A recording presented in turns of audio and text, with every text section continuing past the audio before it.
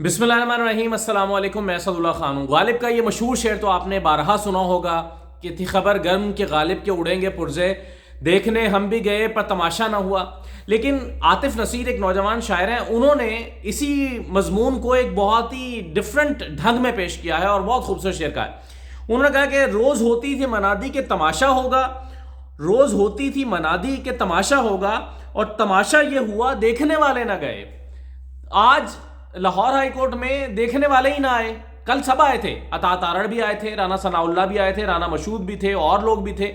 लेकिन आज Lahore high court में जब समाअत थी तो ना राना सनाउल्लाह थे, ना अता तारड़ थे, ना राना मशहूद थे, ना नून लीग के और लीडर्स थे, ना हिना भट्ट साहिबा थी, कोई भी नहीं आया आज।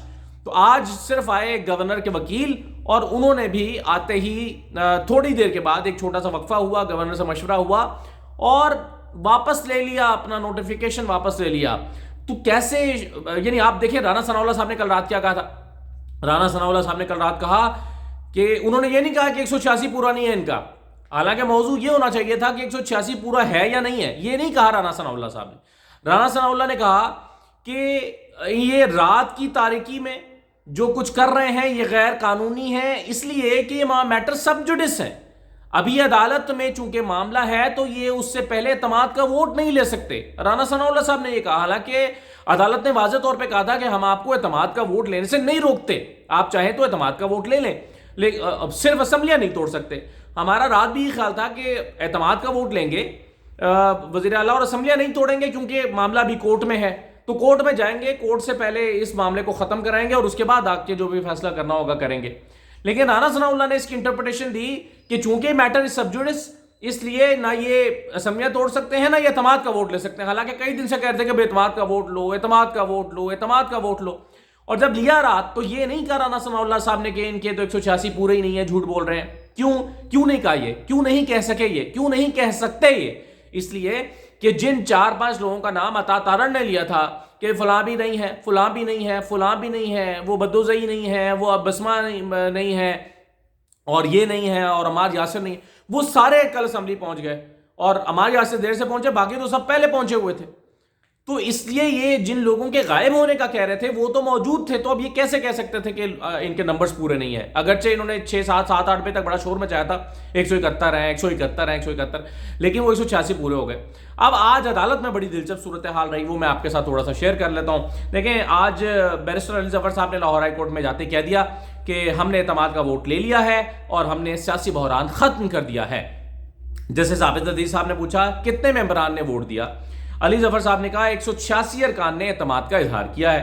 अदालत में फिर एक नोटिफिकेशन की कॉपी भी दिखाई गई जो असेंबली का डॉक्यूमेंट था कि ये देखें जी 186 लोगों के दस्तखत और उनका वोट मौजूद है। जस्टिस आबिद साहब ने कहा कि इसका मतलब है गवर्नर को मुतमईन कर दिया गया है। जस्टिस आसिम हफीज साहब ने एक और सवाल यहां पर उठाया, उन्होंने कहा कि अगर गवर्नर दोबारा एतमाद का वोट लेने को कह दें तो फिर क्या होगा? तो अली जफर साहब ने कहा कि जी इस हवाले से अदलिया के फैसले और रूल्स मौजूद हैं, इसमें कोई परेशानी की बात नहीं है। बैरिस्टर अली जफर साहब ने कहा कि गवर्नर के हुक्म की तामील कर दी गई है। अच्छा, अब ये मैं आपको बताऊं, बैरिस्टर अली जफर साहब ने तो ये कहा है कि गवर्नर के हुक्म की तामील कर दी गई है, लेकिन कल मेरी एक एमपीए से बात हो रही थी, एक खातून एमपीए, उन्होंने कहा रात में जब ये एतमाद का वोट हुआ रात 2-2:30 बजे, तो उनसे बात हुई तो उन्होंने कहा कि ये जो हमने गवर्नर के कहने पर एतमाद का वोट नहीं लिया क्योंकि हम इसको इलीगल समझते हैं, गवर्नर के पास ग्राउंड्स मौजूद नहीं है, लेकिन हमने सबको मुतमईन करने के लिए मियां असलम इकबाल की करारदाद जो पेश उन्होंने की है उनके कहने पर हमने ये एतमाद का वोट लिया है, लेकिन अपना नंबर हमने पूरा कर दिया है। लेकिन बहरहाल अदालत के मामले को निपटाना था। अली जफर साहब ने कहा कि गवर्नर के हुक्म की तामील कर दी गई है, यानी उन्होंने कहा था एतमाद का वोट ले, तो अब एतमाद का वोट तो हमने ले लिया है।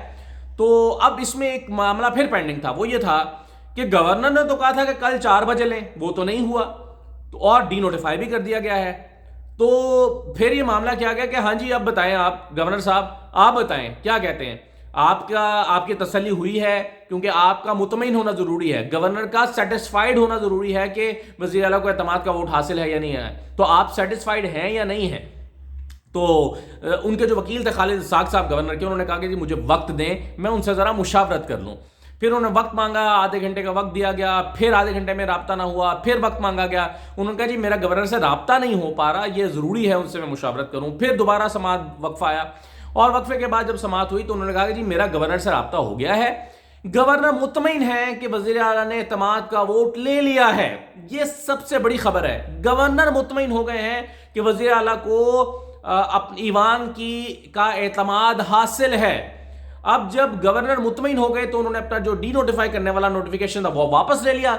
जब उन्होंने वापस ले लिया तो मामला ख़त्म हो गया और अदालत ने इसको डिस्पोज ऑफ कर दिया, ये दरखास्त निमटा दी, मामला ख़त्म हो गया। अब इसमें इंपॉर्टेंट बात क्या है?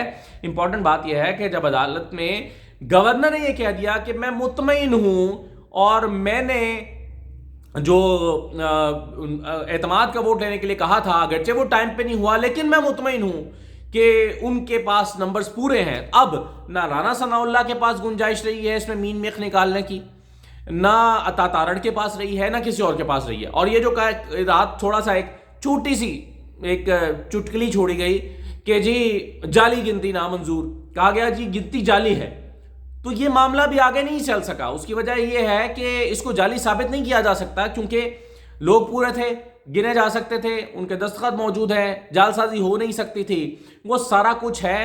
तो इस पर बाद भी राना सनाउल्लाह साहब कहते हैं मैं साबित करूंगा कि जी इनके बंदे तो गैर हाजिर थे।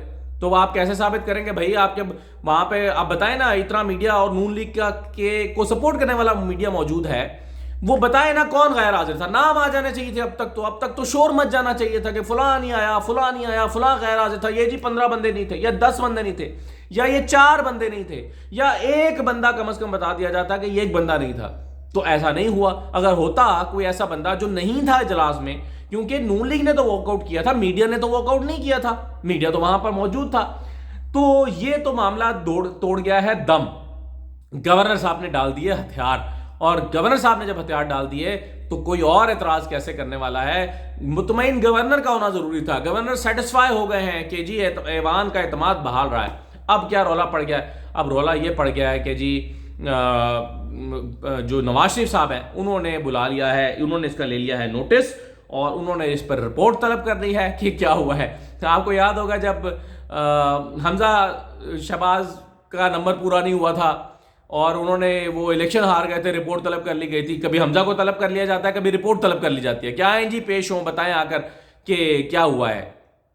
तो अब फिर रिपोर्ट तलब कर ली है।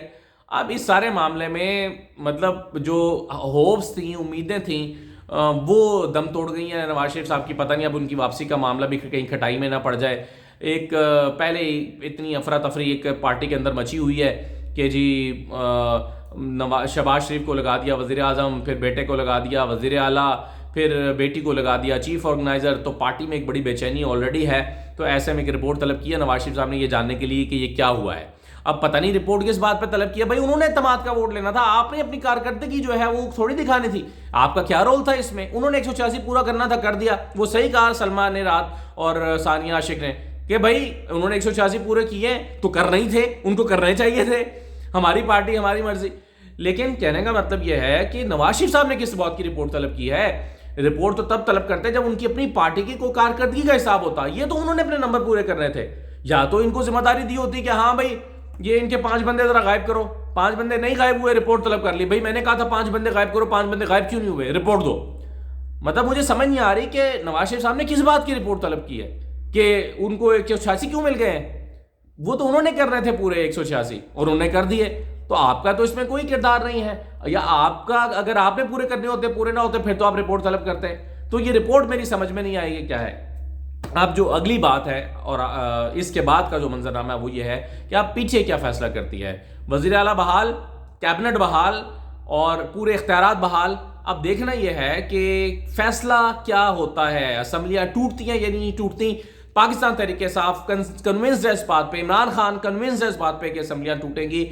और अभी तो खैर बात होना रह गई, मैंने करनी थी, लेकिन अब ये मामला चल गया। तो ये जो रेड लाइन वाली बात है कि इमरान खान पर रेड लाइन लगा दी गई और इमरान खान कहते हैं मैं रेड लाइन मिटा के दिखाऊंगा।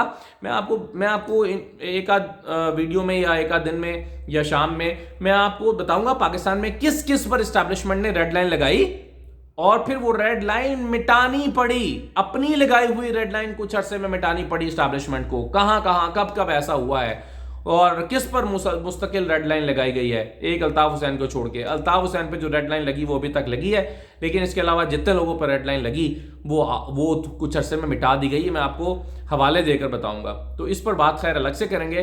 तो अभी पीटीआई का की तरफ देखना यह है कि वो असम्बलियाँ तोड़ते हैं या नहीं तोड़ते। मेरा ख्याल है इस पर सोच विचार करना होगा, मुशावरत करनी होगी। अगरचे इमरान खान कन्विंस्ड हैं कि उनको असम्बलियाँ तोड़नी है हर हाल में, लेकिन जाहिर है इसके तमाम पहलुओं पर एक बार फिर जायजा लेकर ही वो फैसला करेंगे। इजाज़त दीजिए, अल्लाह हाफिज़।